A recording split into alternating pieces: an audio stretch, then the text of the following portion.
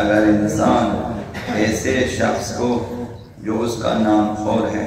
اور دوسرے شہر میں رہتا ہے، خرچہ یہ دے دیتا ہے، وہ کسی اور شہر میں رہتا ہے، دوسرے شہر میں رہتا ہے، لیکن خرچہ یہاں سے مسلسل آپ کا نام خور ہے، تو اب اس کی زکوٰۃ فطرہ آپ پہ واجب ہے، چونکہ خرچہ آپ دے دیتے ہیں، آپ کا نام خور ہے، لیکن وہ دوسرے شہر میں رہتا ہے، تو ایسا کر سکتا ہے کہ جو خرچہ آپ بیچتے ہیں اسے کہیں کہ وہ اسی خرچے میں سے جو میں آپ کے لیے بیچ رہا ہوں وہیں سے اپنا فطرہ نکالے۔ تو اگر آپ کو یقین ہو کہ وہ اپنی زکوٰۃ فطرہ نکالے گا انہی پیسوں میں سے، یعنی آپ نے جو پیسے اخراجات بھیجے اسی میں سے نکالے، یہ یقین ہے، تو پھر یہاں آپ کے لیے نکالنا واجب نہیں ہے۔ اگر یہ اطمینان نہ ہو تو پھر یہاں پہ آپ کے لیے اس کا فطرہ نکالنا واجب ہے۔ یہ ایک مسئلہ ہے۔ وہ مسلمان جو شیعہ نہ ہو، مسلمان ہے لیکن شیعہ نہیں ہے، جو ہے عید کا چاند نظر آنے کے بعد، یعنی عید الفطر کی رات غروب آفتاب کے بعد،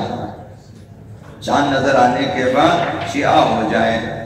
تو اس سے زکوٰۃ فطرہ ساقط نہیں ہوگا، اسے زکوٰۃ فطرہ دینا چاہیے، شیعہ ہونے کے باوجود بھی اپنا زکوٰۃ فطرہ انہیں ادا کرنا چاہیے۔ وہ فقیر جس کو آپ فطرہ دے دیتے ہیں اس کے لیے عادل ہونا ضروری نہیں ہے کہ وہ عادل ہو، یعنی تمام واجبات پہ عمل کرنے والا، تمام محرمات سے بچنے والا، یہ واجب نہیں ہے، لیکن واجب ہے شرابی نہ ہو۔ جسے آپ زکوٰۃ فطرہ دیں گے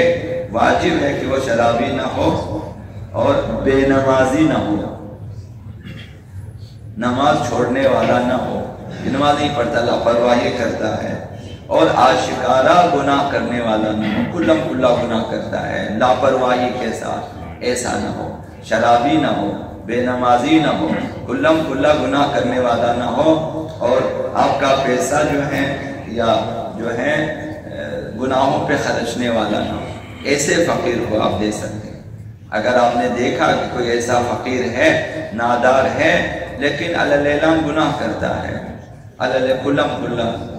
کلا مثلا گانا سنتا ہے، کلم کلا رشوت کھاتا ہے، کلم کلا جوا کھیلتا ہے، کلم کلا مثلا گالیاں بکتا ہے، کلا مطلب لاپرواہی کے ساتھ، نہ کہ غلطی سے،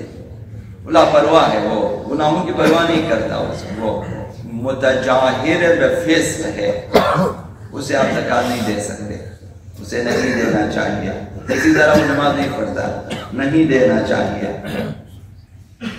اور اگر شرابی ہے نہیں دینا چاہیے۔ اگر کوئی شخص شب عید الفطر کو غروب آفتاب سے پہلے کسی کے ہاں صاحب خانہ کی مرضی سے آئے اور ان کے ہاں کھانا کھانے والوں میں نان خور حساب ہو جائے،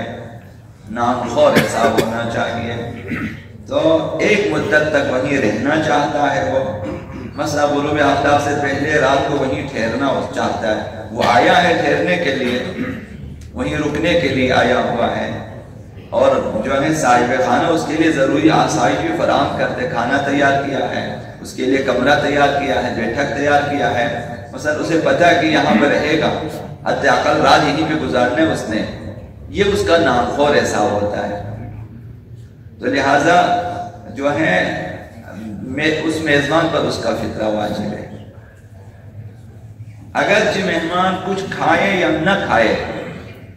کھانا ضروری نہیں ہے، میزبان نے تیار کیا اس کے لیے، بھئی یہ آج ہمارے گھر میں رہے گا، اور یہ ہمارے طرف سے آسائشیں آپ نے فراہم کر دی اس کے لیے، سونے کے انتظامات، کھانے کے انتظامات کر لیا، اب وہ آتا ہے کھانا نہیں کھاتا، وہ مثلا کسی وجہ سے کھانا نہیں کھاتا، نہ بھی کھائیں تب بھی چونکہ آپ کا نام خور حساب ہوتا ہے، اس کی زکوٰۃ فطرہ آپ کے اوپر، میزبان کے اوپر واجب ہے۔ صرف دعوت دیتے ہیں آپ، مثلا اپنے کسی رشتہ دار کو بلاتے ہیں کہ بھئی ہمارے گھر آئیں افطار کریں، اب کھانا وانا کھا کے چلا، رہنے کا ارادہ ہی نہیں ہے، تو وہ نام خور حساب نہیں ہوتا، اس کی زکوٰۃ فطرہ میزبان پہ واجب نہیں ہے۔ آپ بے شک 20 بندوں کو بلائیں، کھانا کھلائیں، واپس بھیج دیں، 1 گھنٹے میں فارغ کر دیتے ہیں، ان کا فطرہ واجب نہیں ہے میزبان کے اوپر، ابھی جو لوگ سمجھتے ہیں بہت حساس ہو چکے ہیں کہ بھائی ایک خورما بھی اگر کھا لے اس پر واجب، ایسا نہیں، کھانا بھی کھائیں مکمل سب کچھ کر کے واپس آ جائیں، کوئی زکوٰۃ فطر اس واجب نہیں ہوتا۔ نان خور حساب ہونا ضروری ہے کہ یہ اب ہمارے گھر کے افراد کا حصہ بن چکا ہے۔ مثلا اگلے دن تک اس نے رہنا ہمارے گھر، ایک دو دن، ایت اللہ مکانی فرمایا کہ کم از کم 5 دن رہنے کا ارادہ ہو تب نان خور ہوتا ہے۔ ایک جگہ کم از کم 5 دن رہنے کا آپ کے گھر میں، آپ کے اہل ویال میں، آپ کے جو ہے نانا پاپا کے ساتھ۔ یہ کہ صرف شب عید الفطر دعوت دینے سے زکوٰۃ فطرہ میزبان پہ واجب نہیں ہوتا ہے۔ بیگم آپ افطاری پہ بلائیں، دعوت بھی کھلائیں، کچھ بھی نہیں ہوتا۔ حضرت ایت اللہ مکارم شیرازی نے فرمایا کہ اگر غروب آفتاب سے پہلے آ کر ایک مدت تک وہیں رہنے کا ارادہ ہو، صرف دعوت نہیں، وہاں بیٹھنے کے لیے آیا، وہ رہنے کے لیے آیا ہے ایک مدت تک، اگر صرف شب عید دعوت ہوئی ہو، اگر صرف شب عید دعوت ہوئی ہو تو وہ میزبان واجب نہیں، رہنے کا ارادہ ہے پھر میزبان پر واجب ہے زکوٰۃ فطر۔ آقا امیر المؤمنین علیہ السلام نے ارشاد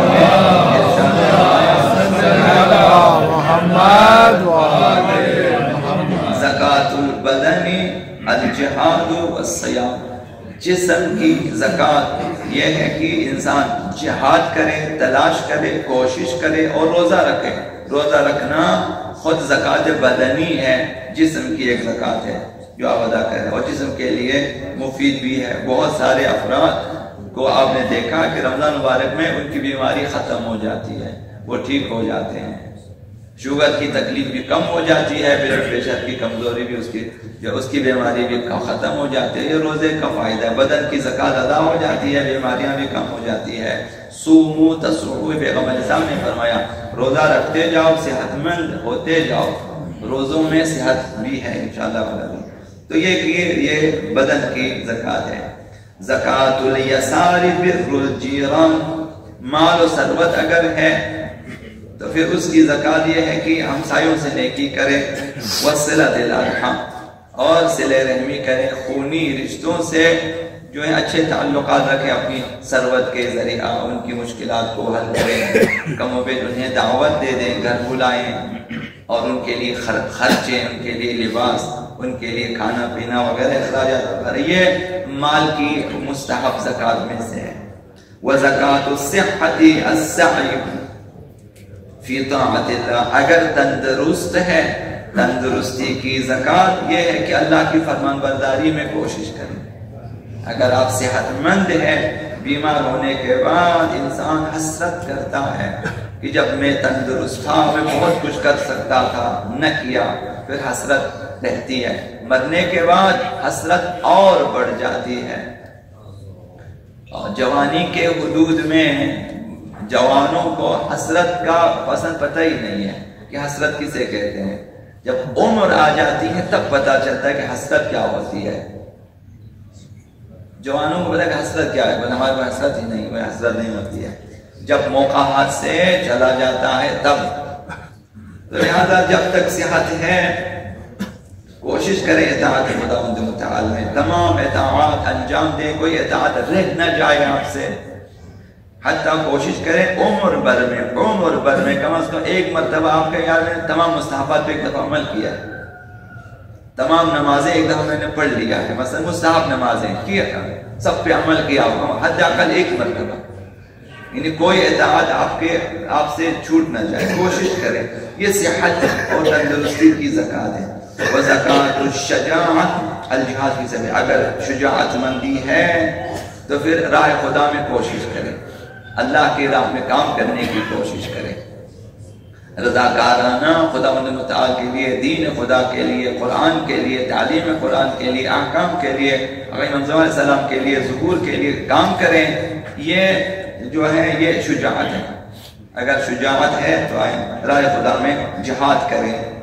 زکوٰۃ السلطان اغاثۃ الملہوف، اگر آپ کے پاس حکومت ہے، اگر آپ کے پاس اختیارات ہیں، اگر آپ صاحب مقام و منصب ہیں، صاحب اختیار ہیں، تو مددگاروں کی مدد کرنا اس کی زکوٰۃ ہے۔ آپ اپنی وزارت کے ذریعہ، آپ اپنی صدارت کے ذریعہ آپ مظلوموں کی مدد کریں، یہ حکومت کی زکوٰۃ ہے۔ مظلوموں کی داد رسی کرنا، مظلوموں کی فریاد رسی کرنا، یہ جو ہے مثلا کوئی بھی آپ کے پاس حکومت ہو، صوبائی حکومت ہے، علاقائی حکومت ہے آپ کے پاس، مثلا دینی حکومت ہے آپ کے پاس مثلا، یا جو بھی ہے، تو بے یار و مددگار افراد کی مدد کرنا یہ جو ہے زکوٰۃ ہے، سلطنت اور اختیارات۔ وزکوٰۃ النعم اصطناع المعروف، اللہ کی نعمتوں کی زکوٰۃ یہ ہے نیک کاموں میں اسے صرف کرے۔ خدا متعال نے آپ کو نعمتیں دی ہیں، تو جو بھی نعمت خدا متعال نے دی ہے اسے صرف راہ خدا میں صرف کرے، گناہوں میں صرف نہ کرے۔ گناہوں میں صرف کرنا یعنی ناشکری ہے خدا متعال کی نعمتوں کی، کفران نعمت اسی کو کہتے ہیں، تو یہ نہ کیا جائے۔ تو زکوٰۃ فطرہ کے ساتھ ساتھ دوسرے اعضاء اور دوسری خدا متعال کی جو نعمتیں ہیں اس کی بھی زکوٰۃ ادا کی جائے۔